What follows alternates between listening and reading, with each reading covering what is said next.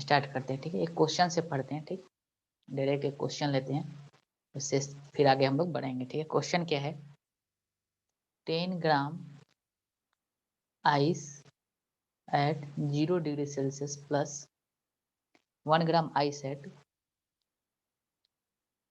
1 ग्राम steam eight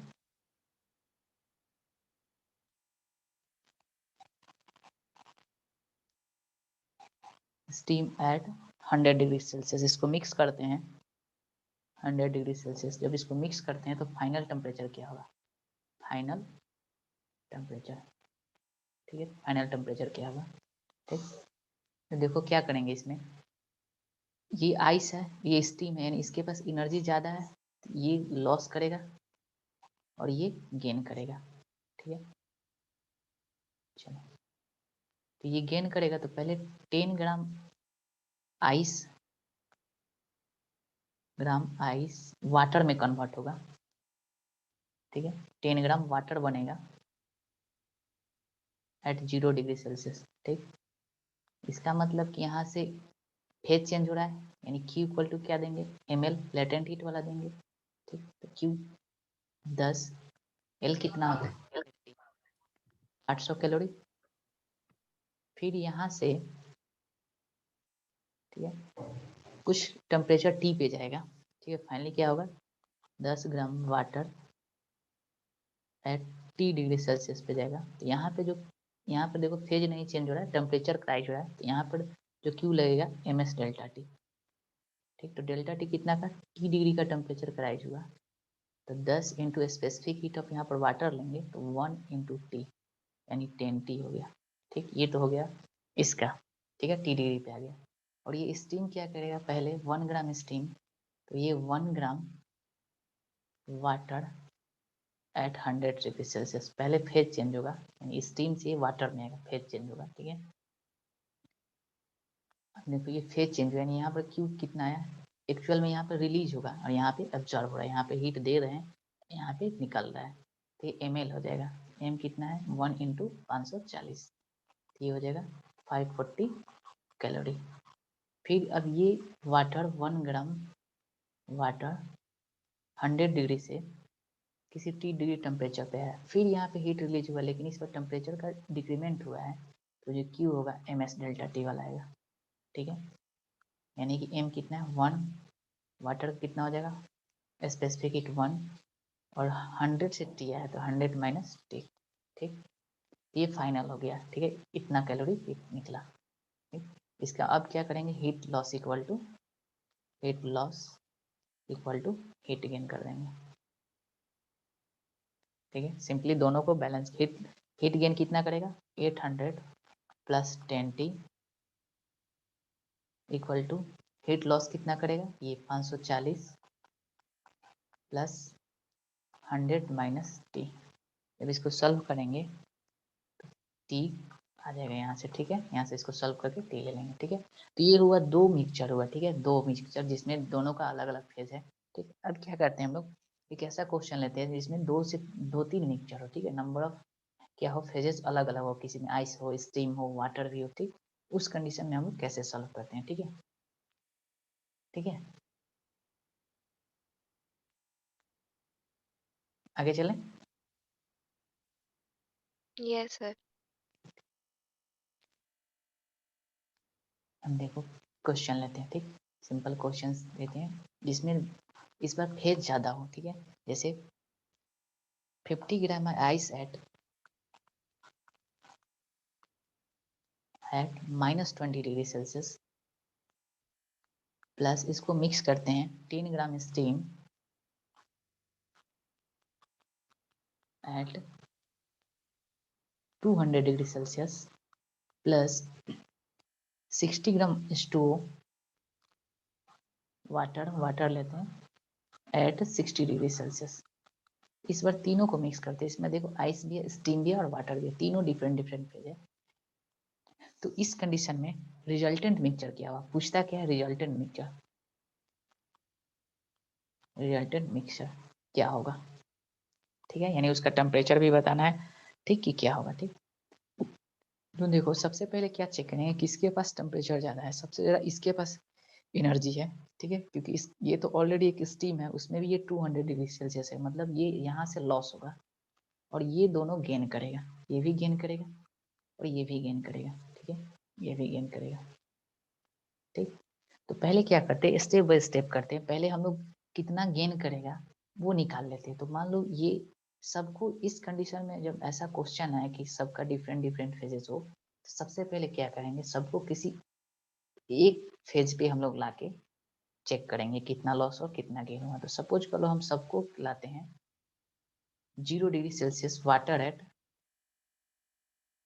0 degree Celsius, इतना पे हम लोग सबको ला रहे हैं, ठीक है, तीनों को, और देखते हैं, ठीक है। तो इसको 50 ग्राम आइस है, तो ये वाटर बन जाएगा, पहले आइस ही रहेगा, आइस एट 0 डिग्री सेल्सियस, क्योंकि यहाँ पे अभी 20 डिग्री है, तो अभी हमको 0 लाना पड़ेगा, यानी यहाँ पे कभी कुछ हीट देना पड़ेगा, ठीक है, कुछ देंगे हीट।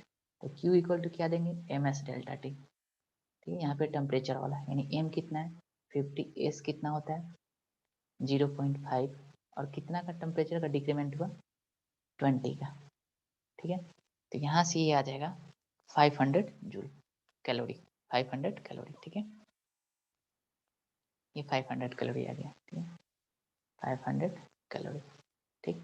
अब इसको हम क्या करते हैं, 50 gram water at 0 degree Celsius पे लाते हैं।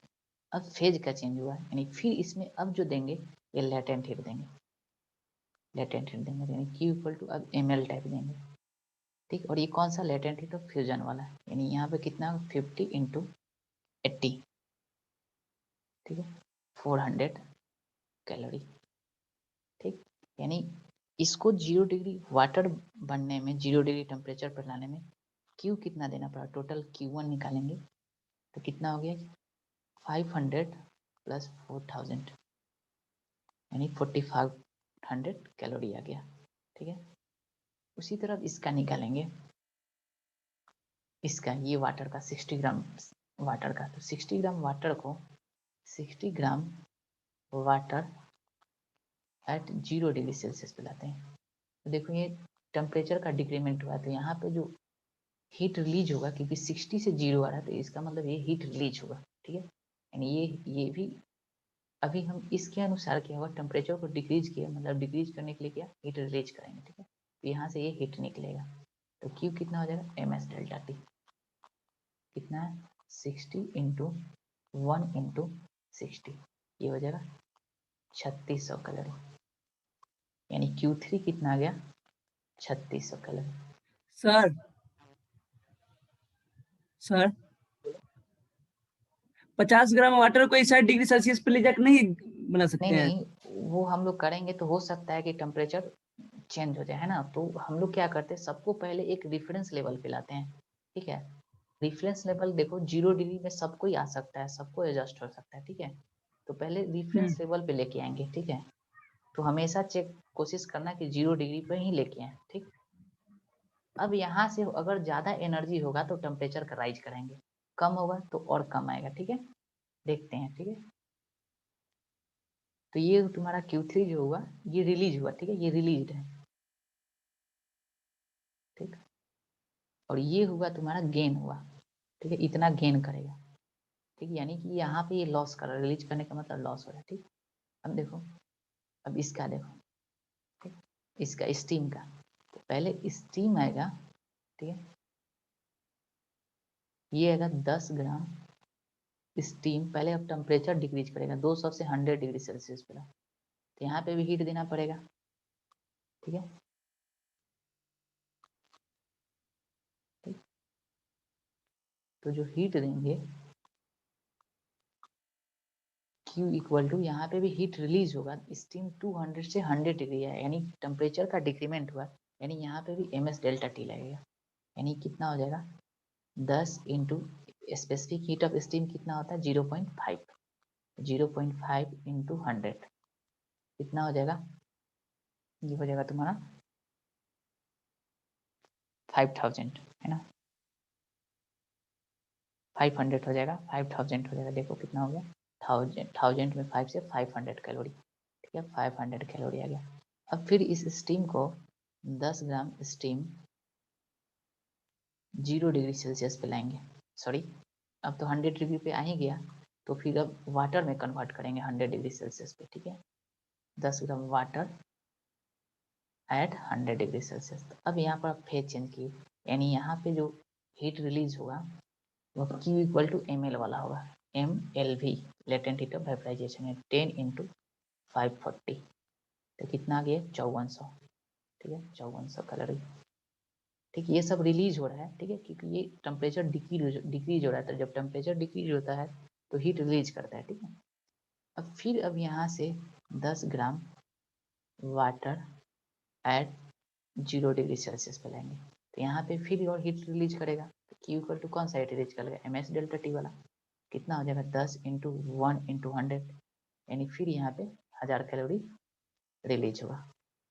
ठीक है, तो यानी अगर Q2 देखें तो कितना रिलीज किया total, 500 calorie plus 5400 calorie plus 1000 calorie, तो कितना हो जाएगा 6900, इतना कैलोरी हीट रिलीज किया। ठीक है, यानी देखो रिलीज करने वाला ये है और ये है। ठीक, तो अब वो heat loss equal to heat gain वाला कर देते हैं, तो जो हम लोग का रिक्वायर्ड टोटल हीट जो हुआ, ठीक है, टोटल हीट कितना, मतलब कि देखो रिमेनिंग हीट कितना हो जाएगा, रिमेनिंग हीट चेक कर लेते हैं। देखो heat released Q2 plus Q3, और हीट गेन कौन किया है, केवल Q1 किया है, माइनस Q1, तो ये हीट रिमेनिंग हीट हो गया, मतलब इतना हीट बच जाएगा। ठीक है, तो करके देखेंगे तो कितना आ जाएगा, ये सॉल्व करो, ये तुम्हारा आ जाएगा 6900 प्लस 3600 माइनस 4500। अब इसको सॉल्व करेंगे तो it comes to be 6000 joule, 6000 sorry joule नहीं कैलोरी, इतना कैलोरी हीट बच गया। अब देखो, और फाइनल मिक्सचर में अब क्या हो गया, अब सारा 0 डिग्री पे है, सारा का स्टेट सेम हो गया, टेम्परेचर सेम हो गया है ना, ये भी 0 डिग्री पे है, ये भी 0 डिग्री पे है। ठीक है, 110 gram water at 0 degree Celsius, ये भी 0 डिग्री पे आ गया, ये भी 0 डिग्री पे आ गया, यानी सबका अब स्टेट क्या हो गया, सेम हो गया। तो फाइन मिक्सचर में क्या हो गया, 50 plus 10 plus 60 gram water at 0 degree Celsius.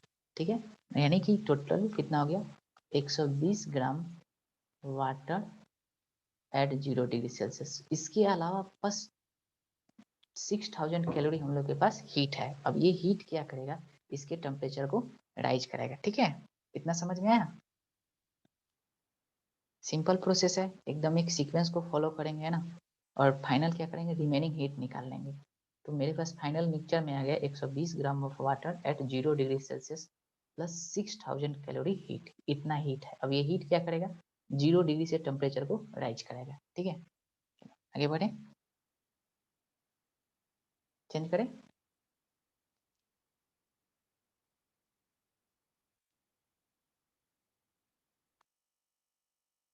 Change करें, आवाज आ रही है, सर ठीक,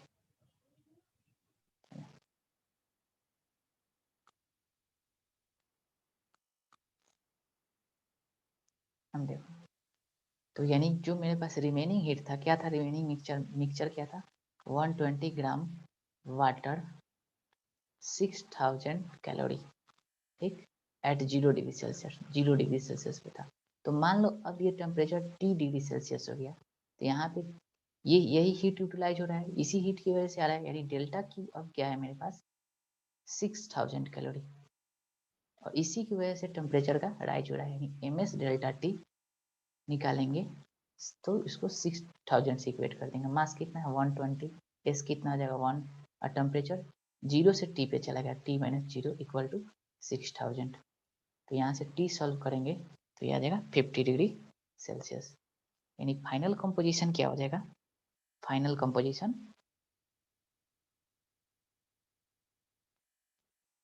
120 gram water at 50 degree Celsius final composition ये होगा। यानी क्वेश्चन इससे एकदम सिंपल आता है, सिर्फ स्टेप बाय स्टेप इसको सॉल्व करना है। ठीक है, ठीक है, समझ में आया? Yes sir. ठीक, अब देखो एक क्वेश्चन देते हैं खुद से सेल्फ प्रैक्टिस के लिए। ठीक है, उसको खुद से प्रैक्टिस करना है question. 2 gram steam at 170 degree Celsius plus 14 gram ice at minus 10 degree Celsius plus 60 gram of water, 16 gram water at 30 degree Celsius। Final mixture बताना है, फाइनल मिक्सचर। फाइनल मिक्सचर में क्या होगा? ठीक है, खुद से सॉल्व करना है। ठीक है, चलो नेक्स्ट हम लोग फॉर्मेट देखते हैं कि इसको हीट को मैकेनिकल वर्क से कैसे रिलेट किया जाता है। ठीक है, चलो आगे बढ़े। Yes sir. Mechanical work plus heat.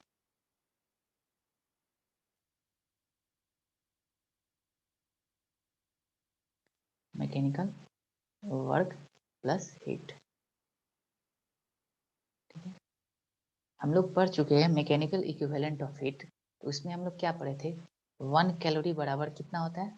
4.2 joule. ये इतना हम लोग पढ़ चुके थे, जूल दिया था कि 1 कैलोरी बराबर 4.2 जूल होता है मैकेनिकल। यह होता है मैकेनिकल वर्क और ये होता है हीट। ठीक है, तो देखो क्वेश्चन देखते हैं। ठीक, क्वेश्चन देखते हैं। A copper bullet with specific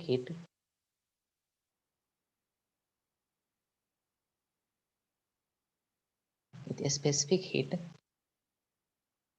S copper का दे रखा है, बुलेट का S bullet 0.5 calorie per gram per degree Celsius. ठीक है, is moving with speed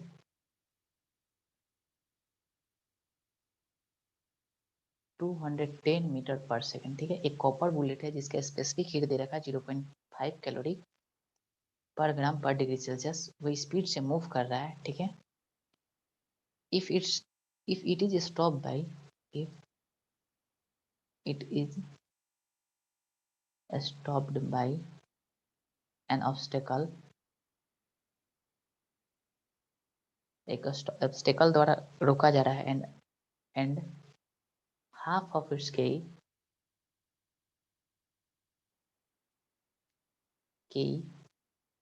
remain as heat,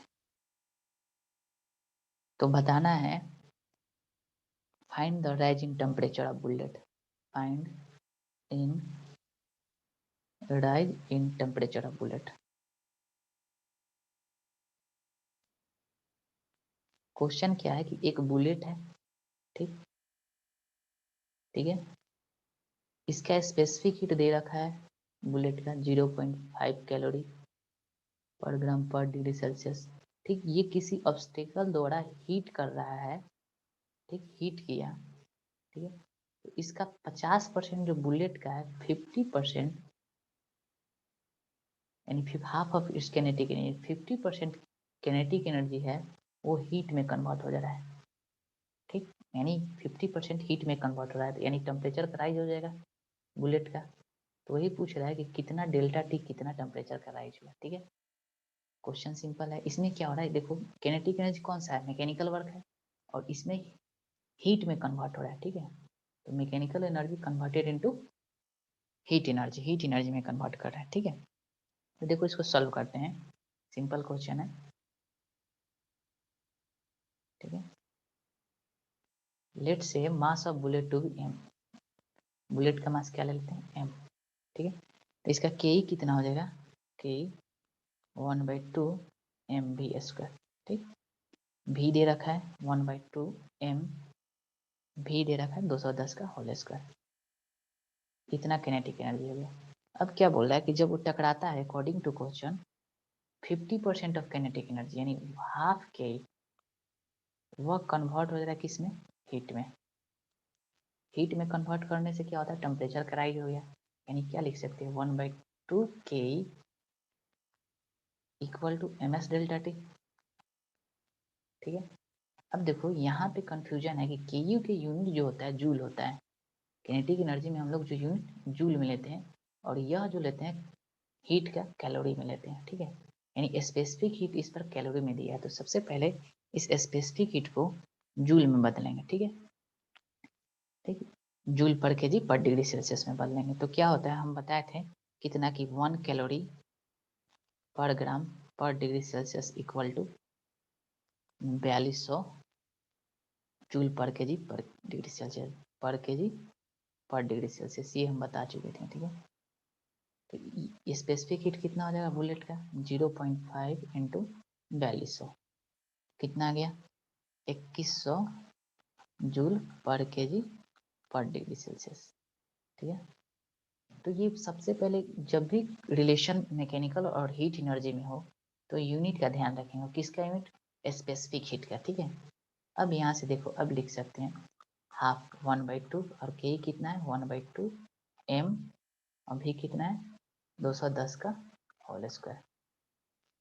ठीक है, और यहाँ से लिख लेंगे एम एस कितना हो जाएगा 2100 और delta T, m m cancel हो गया, तो यहाँ से जो आ जाएगा तुम्हारा डेल्टा टी आएगा, सॉल्व करने पे on solving the expression delta T बराबर कितना आ जाएगा 1/4 इंटू 210 का स्क्वायर अपन 2100, ये आ जाएगा अप्रोक्सीमेटली 5.25 डिग्री सेल्सियस। ठीक है, इतना डिग्री का राइज होगा, ये सेल्सियस में भी हो सकता है केल्विन में भी हो सकता है। ठीक है, इतना डिग्री का राइज होगा। ठीक है, क्योंकि हम लोग को चेंज निकालना है, राइजिंग टेम्परेचर यानी डेल्टा टी निकालना है। ठीक है, ये इतना डिग्री का राइज होगा 5.25 डिग्री। ठीक है, तो इसमें सिर्फ क्या है कि मैकेनिकल इक्विवेलेंट जब भी मैकेनिकल एनर्जी और हीट एनर्जी की बात है तो यूनिट का ध्यान रखना, और किसका यूनिट, स्पेसिफिक हीट का।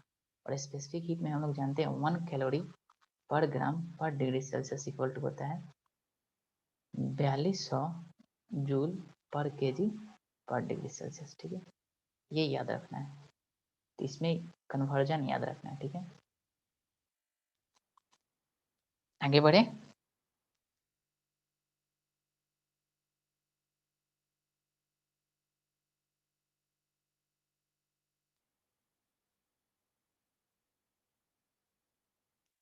समझ में आया, आगे चलें। Yes sir. ठीक Yes. ठीक, चलो अब देखो एक और क्वेश्चन देखते हैं सिंपल सा। ठीक है, एक क्वेश्चन है, देखो समझो क्वेश्चन का क्या है कि एक आइस का क्यूब ब्लॉक है, आइस ब्लॉक। ठीक है, एट 0 डिग्री सेल्सियस पे 0 डिग्री सेल्सियस पे अब ये ब्लॉक है, गिर रहा है ग्राउंड पे। ठीक है, किसी एच हाइट से गिर रहा है। ठीक है, क्या क्वेश्चन ध्यान से सुनो, किसी एच हाइट से आइस ब्लॉक गिर रहा है। ठीक, और जब गिर रहा है तो मेल्ट बाई 1%। ठीक, जब गिरा ग्राउंड पे देन मेल्ट बाई 1% मेल्ट कर जा रहा है। और क्या दिया रहा है क्वेश्चन में कि if it's entire potential energy, if it's entire potential energy PE is converted into heat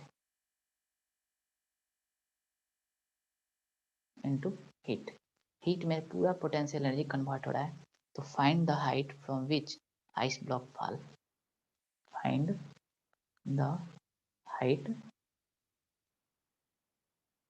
from which ice block fall.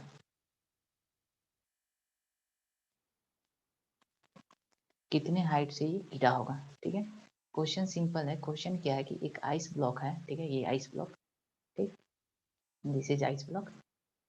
ठीक है, ये 0 डिग्री सेल्सियस पे है और जब एच हाइट ग्राउंड पे गिर रहा है तो 1% मेल्ट हो जा रहा है। ठीक है, यानी 1% मेल्ट हो जा रहा है। ठीक, और क्वेश्चन में एक और क्लू दे रहा है कि इसका जो भी पोटेंशियल एनर्जी है all potential energy is converted into heat. यानी कि देखो अगर हम ग्राउंड पे लेवल रिफरेंस माने, इसको रिफरेंस लेवल माने,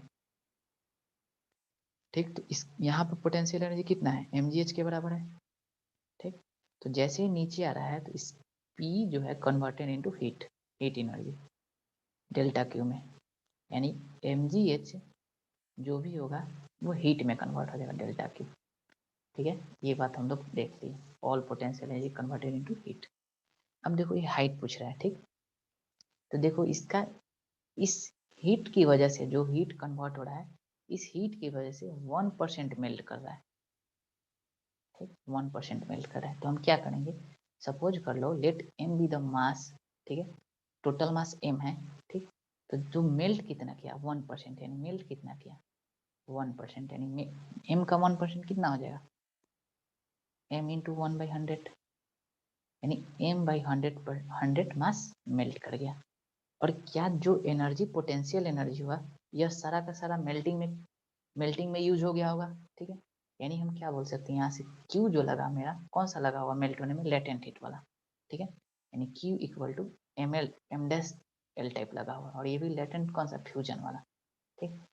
m/100 और लेटेंट हीट ऑफ फ्यूजन क्या है 80 कैलोरी, ठीक है।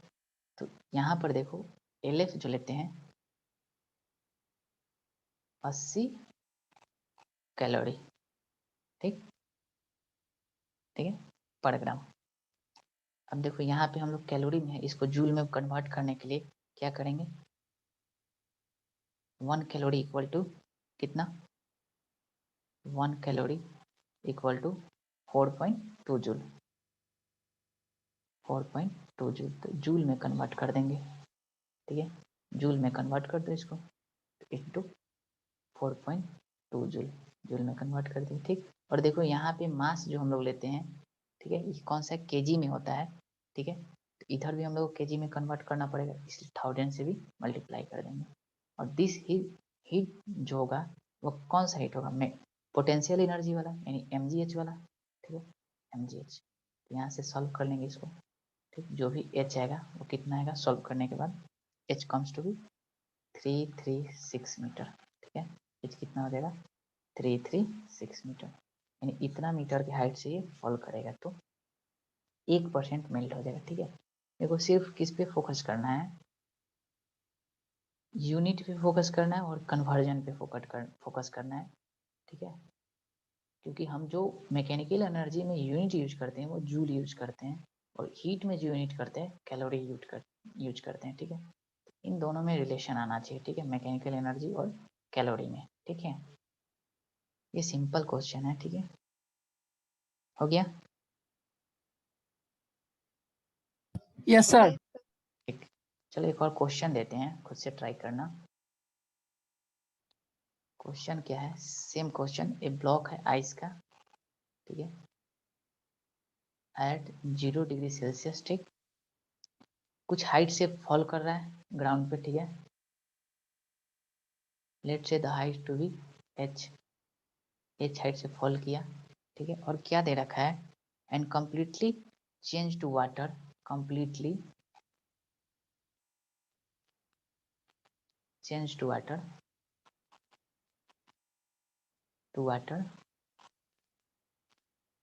एट 20 डिग्री सेल्सियस, ठीक है, 20 डिग्री सेल्सियस पे चेंज हो रहा है। जब फॉल किया ग्राउंड पे आया, ये ग्राउंड है, तो ग्राउंड पे आया तो सारा का सारा आइस कन्वर्ट हो गया, और उसका टेम्परेचर कितना राइज होगा 20 डिग्री सेल्सियस राइज होगा, ठीक है। और क्या दे रखा है, if entire potential energy is converted into heat, ठीक है। और क्या दे रखा है, इसका जितना भी पोटेंशियल एनर्जी होगा सब कन्वर्टेड इनटू हीट हो जा रहा है। तो find the height from which it fall, ये खुद से ट्राई करना है, ठीक है, कितने हाइट से फॉल करेगा, ठीक है। अब देखो यहाँ पे जो हिंट दे देते हैं, सर एक बार क्वेश्चन रिपीट कर दीजिए ना। क्वेश्चन क्या है, एक आइस है 0 डिग्री सेल्सियस पे है, इनिशियली किसी हाइट पे है, जब वो गिर रहा है ग्राउंड पे तो कंप्लीट चेंज हो रहा है, मतलब कि जितना आइस है टोटल का टोटल आइस चेंज हो रहा है, वाटर में बन जा रहा है और उसका टेम्परेचर 20 डिग्री सेल्सियस राइज हो रहा है, ठीक है, गिर रहा है तो। और कंडीशन क्या दे रहा है कि जितना भी पोटेंशियल एनर्जी था आइस के पास वो सारा हीट में कन्वर्ट हो जा रहा है, मतलब जितना भी पोटेंशियल एनर्जी था यानी कि जो भी पी होगा वही यहाँ पे डेल्टा क्यू में कन्वर्ट हो जा रहा है टोटल हीट में। तो बताना है कितने हाइट से किया, तो ध्यान से देखो ये आइस से वाटर बन रहा है, मतलब फेज चेंज हो रहा है, यानी कि यहाँ पर जो डेल्टा क्यू में दो हीट आएगा, Q1 प्लस Q2। एक जो हीट होगा लेटेंट हीट वाला यानी ML टाइप वाला और एक होगा MS डेल्टा टाइप, और यह दोनों मिलके MGH को इक्विवेलेंट करेगा, ठीक है। बट यूनिट का ध्यान रखना, यहाँ पर दोनों जगह हम लोग यूनिट फोकस करेंगे और सिंपली इसको सॉल्व कर लेंगे। यहाँ पे भी L का यूनिट जूल में लेंगे, यहाँ पे भी इसका यूनिट जूल में लेंगे क्योंकि यह MGH है ऑलरेडी जूल में होता है, ठीक है। और इसको सिंपल सॉल्व कर लेंगे, ठीक है। हम आंसर बता देते हैं कितना आता है इसका, सॉल्व कीजिए खुद से। H जो आता है 42 किलोमीटर आता है, H जो आता है 42 किलोमीटर आता है, ठीक है। इसका आंसर जो होगा H जो होगा 42 किलोमीटर, ठीक है आंसर, ठीक। चलो आगे बढ़े, यस सर। हो गया सबका, Yes, sir. ठीक। चलो आगे बढ़ते हैं, अब देखते हैं नेक्स्ट। एक ग्राफ आता है टेम्परेचर वर्सेस टाइम ग्राफ, ठीक है, temperature versus time graph, very important graph. Temperature time graph, ठीक है, वेरी इंपॉर्टेंट, ठीक है। देखो अगर बीच में जूम इन हो जाए तो फिर से रिकनेक्ट कर लेना, ठीक है, क्योंकि टाइमिंग वाला है, ठीक। देखो अब कंडीशन क्या है इसमें कि एक सॉलिड है, सपोज कर लो किसी चीज को हम हीट करें, कोई बॉडी है हीट कर रहा है, ठीक है, ये बॉडी है इसको हीट कर रहा है, ठीक, हीट कर रहे हैं तो क्या होगा, पहले देखो सॉलिड से किस में कन्वर्ट हुआ होगा, लिक्विड में। देखो स्टेप बाय स्टेप, यानी यहाँ पे फेज चेंज हुआ, ठीक है, यहाँ पे फेज चेंज हुआ, ठीक, सॉलिड से लिक्विड में, फिर लिक्विड से टेम्परेचर राइज किया होगा, ठीक है, पहले टेम्परेचर बढ़ा होगा, फिर स्टीम में कन्वर्ट हुआ होगा, है ना, मतलब पहले टेम्परेचर राइज किया होगा उसके बाद स्टीम में कन्वर्ट हुआ होगा, ठीक। तो देखो हम क्या बोलते हैं कि जो बॉडी को हीट देते हैं ना, हीट सप्लाई करते हैं, वो कांस्टेंट रेट से सप्लाई कर देते हैं, ठीक है, यानी body is heated, body is heated at constant rate,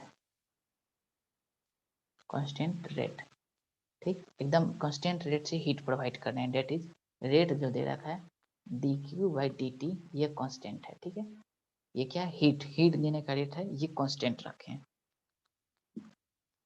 ठीक। और जो ग्राफ ऑब्टेन किया गया, ठीक है, जो ग्राफ आया, ठीक, ठीक है, देखो ग्राफ, इस पे टेम्परेचर ले लेते हैं और इस पे टाइम ले लेते हैं, एक्सिस पे टाइम। तो ग्राफ कुछ ऐसा आया, पहले स्ट्रेट, फिर हॉरिजेंटल, फिर स्ट्रेट, फिर हॉरिजेंटल, ठीक है, फिर स्ट्रेट, यानी कि देखो पहले सॉलिड था तो क्या हुआ होगा, ए पॉइंट मान लो this is point A, temperature दिए तो धीरे धीरे टेम्परेचर राइज किया होगा, यानी ये सॉलिड स्टेट है, टेम्परेचर राइज किया, ठीक है, बी तक आया, ठीक, उसके बाद मेल्ट करना शुरू किया, यानी यहाँ पे मेल्ट करना शुरू किया, ठीक, यानी सी तक आया, ठीक, कुछ और हीट दिए तो मेल्ट किया, ठीक है, उसके बाद फिर मेल्टिंग से का टेम्परेचर बढ़ना शुरू किया, मतलब यहाँ पर लिक्विड है, प्योर लिक्विड, ठीक, मेल्टिंग करने का मतलब कि सॉलिड प्लस लिक्विड, यहाँ पर मेल्ट करने का मतलब कुछ सॉलिड है मेल्ट और कुछ लिक्विड भी है, यानी मेल्टिंग का प्रोसेस हो रहा है। और फिर सी से जब आगे बढ़े और टेम्परेचर दिए तो एकदम पूरा लिक्विड स्टेट में है, तो ये से डी तक आया, ठीक है। अब यहाँ पे क्या होगा, लिक्विड और गैस, ठीक है, यहाँ पे लिक्विड प्लस गैस था, लिक्विड प्लस गैस, यानी स्टीम में कन्वर्ट होना शुरू हुआ, ठीक है,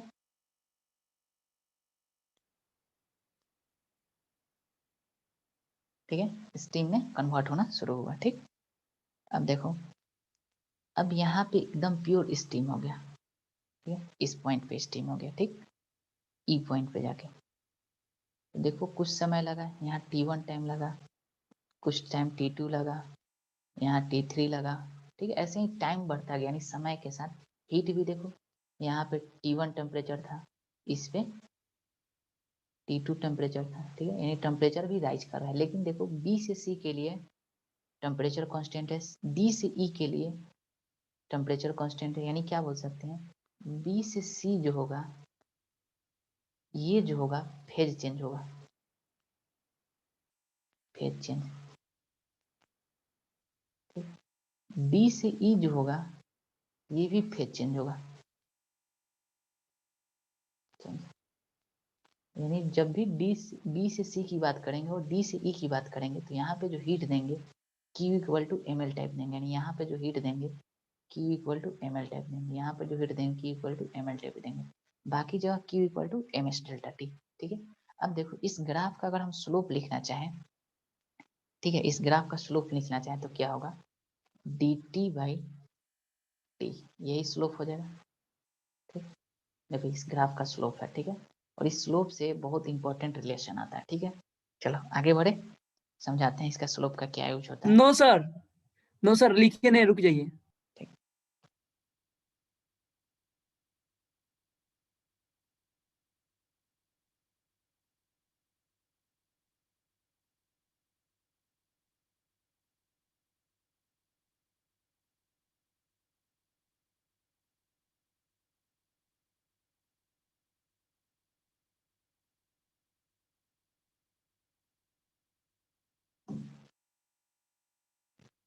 हो गया।